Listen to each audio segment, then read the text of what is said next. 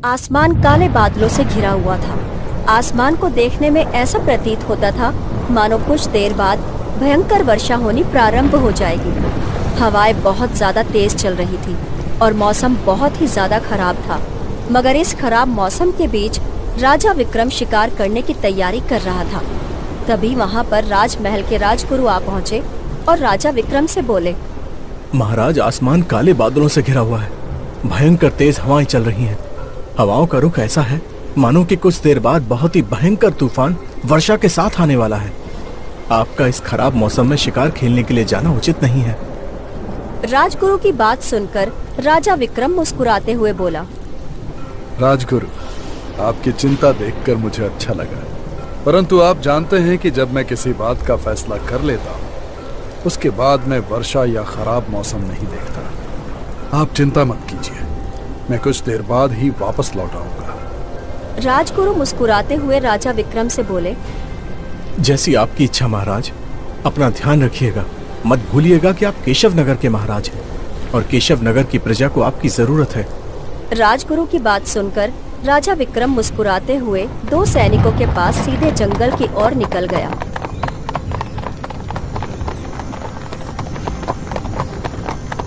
घने जंगल में राजा विक्रम की नजर पेड़ के नीचे खड़े हुए एक शेर पर पड़ी। शेर को देखकर राजा विक्रम ने तुरंत ही तीर कमान में चढ़ा दिया और बड़ी ही फुर्ती से उस शेर के ऊपर निशाना लगा दिया। मगर शायद शेर राजा विक्रम को पहले से देख चुका था। शेर बड़ी ही फुर्ती से वहां से दौड़ता हुआ झाड़ियों के अंदर गुम हो गया और राजा विक्रम का तीर एक पेड़ के नीचे लेटे हुए एक युवक के सीने पर लग गया। उसकी चीख जंगल में गूंज गई। ये देखकर राजा विक्रम के दोनों सैनिक पूरी तरह से घबरा गए। महाराज, ये आपने क्या किया? आपने एक निर्दोष युवक की जान ले ली। ये तुम कैसी बातें कर रहे हो सैनिक? हमने उसकी जान जानबूझकर नहीं ली। ये तुम भी जानते हो कि हमने निशाना शेर के ऊपर लगाया था। महाराज, परंतु लोग इस बात पर विश्वास नहीं करेंगे। मुझे एक बात समझ में नहीं आ रही है। जब मैंने देखा था तो केवल शेर उस पेड़ के नीचे खड़ा था। तभी दूसरा सैनिक राजा विक्रम से बोला, महाराज, आप शायद ठीक से देख नहीं पाए। वो युवक पेड़ के नीचे सो रहा था और शेर उसके बगल में खड़ा हुआ था।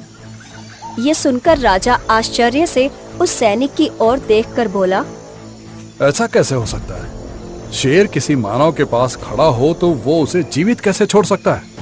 राजा विक्रम की बात सुनकर दोनों सैनिक भी आश्चर्य में पड़ गए। कुछ ही देर में वो तीनों उस युवक के पास खड़े थे। अचानक उस पेड़ के पीछे से एक बूढ़ी औरत निकलकर राजा विक्रम के सामने आकर खड़ी हो गई। कौन हो तुम? जिसकी हत्या तूने की, मैं इसकी माँ हूँ। तूने मेरे बेटे को मारकर सही नहीं किया राजा विक्रम। जब मैंने निशाना लगाया तो मैंने देखा यहाँ शेर के अलावा कोई नहीं था, परंतु मेरे सैनिकों ने मुझे बताया कि इस पेड़ के नीचे वो युवक सो रहा था। 2 बातें मेरी समझ में नहीं आ रही। अगर ये युवक पहले से सो रहा था तो शेर ने इसके ऊपर हमला क्यों नहीं किया? और दूसरी बात, अगर ये मान भी लिया जाए कि शेर ने इसके ऊपर हमला नहीं किया तो फिर ये घने जंगल में क्या कर रहा था? राजा विक्रम ने इतना कहा ही था कि तभी बूढ़ी औरत का चेहरा बेहद भयानक हो गया। उसका भयानक चेहरा देखकर राजा के दोनों सैनिक बुरी तरह से घबरा गए। महाराज जी, ये तो डायन है। महाराज, जल्दी चलिए। तभी वो डायन गुस्से से राजा विक्रम से बोली, तूने मेरे बेटे को मारा है। तुझे इसके परिणाम बहुत ही भयानक भुगतने पड़ेंगे। मैं तेरे पुत्र को उठाकर अपने इलाके में ले जाऊंगी।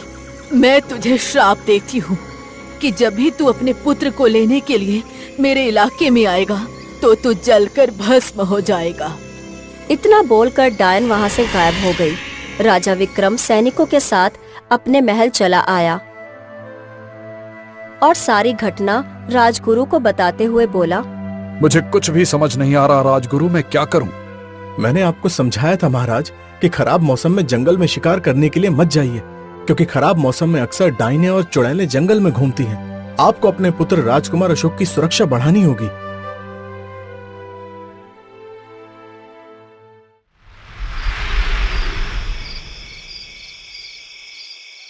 रात के समय राजा अशोक अपनी पत्नी रानी रुक्मणी के साथ सो रहा था।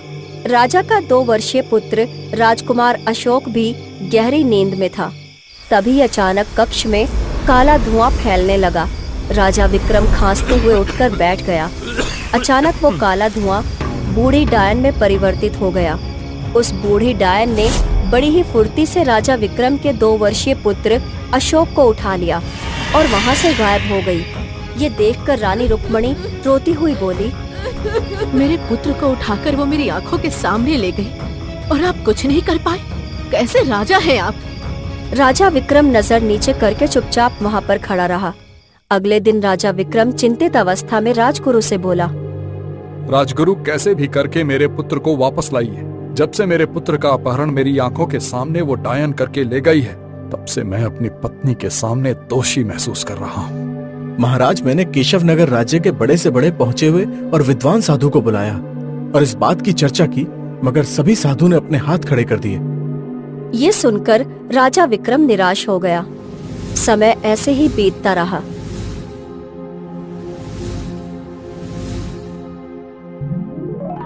एक वर्ष के बाद राजा रानी रुक्मणी ने एक पुत्र को और जन्म दिया।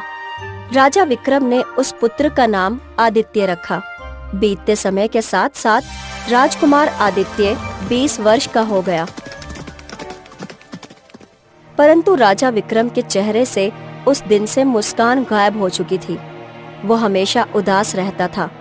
एक दिन राजकुमार आदित्य अपने पिता से बोला, पिताजी, जब से मैंने होश संभाला है तब से मैंने आपके चेहरे पर प्रसन्नता नहीं देखी और माँ भी हमेशा बुझी बुझी सी रहती है।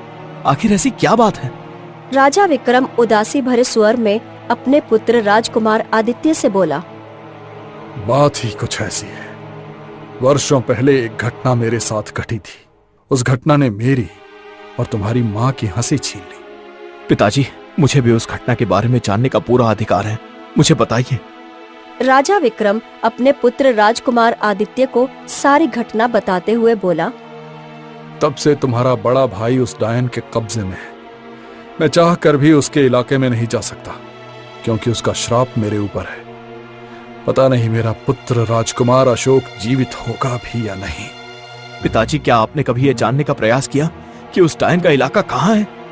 जब राजकुमार अशोक का जन्म हुआ था, तब उस समय मैंने बहुत से साधुओं से उस डायन का इलाका पता करने का प्रयास किया, मगर किसी भी साधु ने मुझे इसलिए बताने से इनकार कर दिया क्योंकि उनका कहना था कि अगर मैं उस इलाके में जाऊंगा तो डायन के श्राप के अनुसार मैं जलकर राख हो जाऊंगा, और सबने यही कहा कि डायन का श्राप उसकी मौत के साथ ही खत्म हो सकता है। पिताजी, श्राप आपके ऊपर है, मेरे ऊपर नहीं।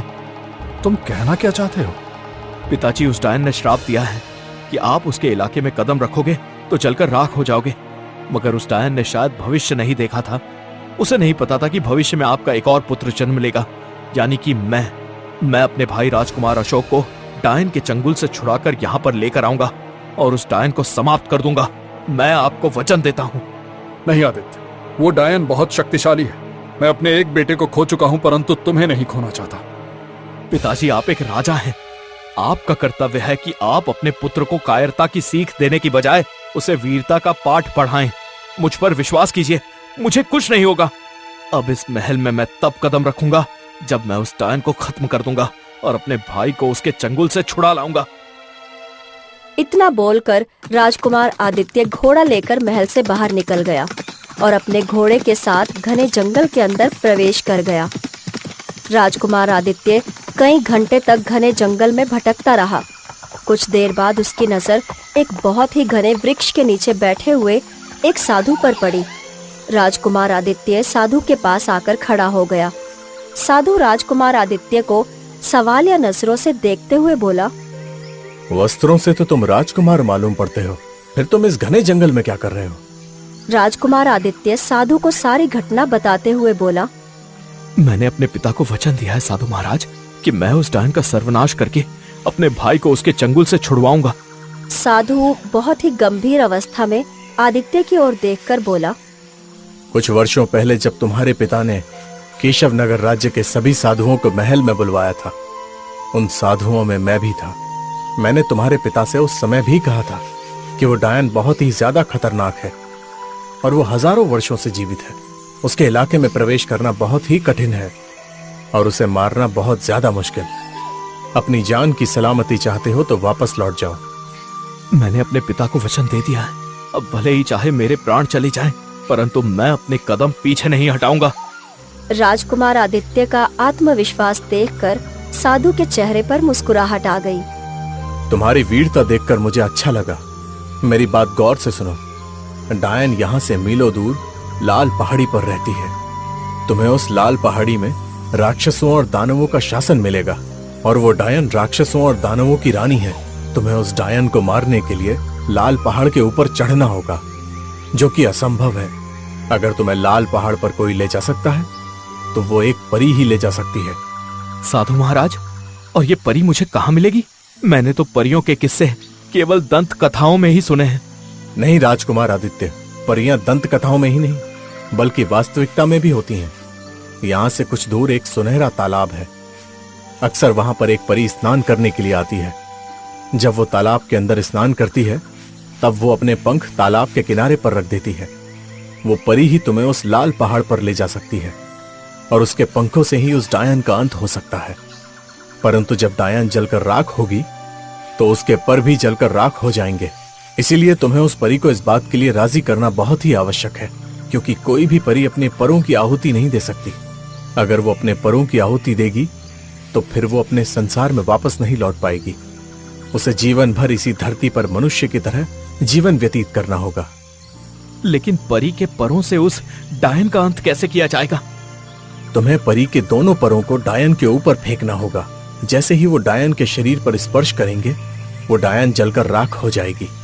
एक और बात राजकुमार आदित्य, अगर कोई मनुष्य परी के दोनों पंख उस डायन के ऊपर फेंकेगा तभी वो डायन मरेगी। अगर परी अपने पंख उसके ऊपर फेंकेगी तो उसका कुछ नहीं बिगड़ेगा। कहने का मतलब सिर्फ यही है कि परी के पंख और मनुष्य के द्वारा ही उस बूढ़ी डायन का अंत किया जा सकता है। राजकुमार आदित्य साधु के बताए हुए रास्ते पर चल पड़ा। वो पूरी रात अपने घोड़े को दौड़ाता रहा। सुबह अचानक उसका घोड़ा एक तालाब के किनारे रुक गया। राजकुमार आदित्य ने देखा कि वो तालाब सुनहरी रंगों की किरणों से चमक रहा था। मुझे लगता है कि यही वो स्वर्ण तालाब है जिसके बारे में साधु महाराज ने मुझे बताया था, परंतु यहाँ तो मुझे कोई भी परी नहीं दिखाई दे रही है। राजकुमार आदित्य अपने घोड़े से उतर गया और अपने आप से बोला, साधु महाराज ने मुझे बताया था कि यहाँ पर स्वर्ण तालाब है, तो फिर यहाँ पर परी भी अवश्य आती होगी। मुझे पेड़ के पीछे छिपकर उसका इंतजार करना चाहिए। राजकुमार आदित्य पेड़ के पीछे छुप गया। कुछ देर बाद राजकुमार आदित्य ने देखा कि एक परी आकाश से उड़ती हुई उस तालाब के किनारे खड़ी हो गई और अपने पंखों को उतारकर वस्त्रों सहित तालाब में स्नान करने लगी। स्नान करने के बाद परी अपने पंखों को स्पर्श करने ही वाली थी कि तभी राजकुमार आदित्य उसके पास आ पहुंचा।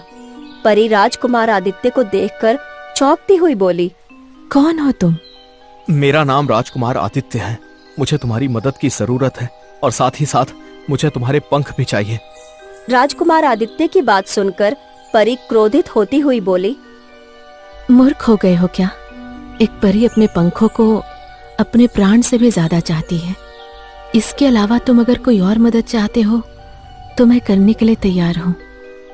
राजकुमार आदित्य उस परी को साधु महाराज द्वारा बताई हुई सारी बातें बताते हुए बोला, तुम्हारे पंखों से ही उस बूढ़ी डायन का अंत हो सकता है।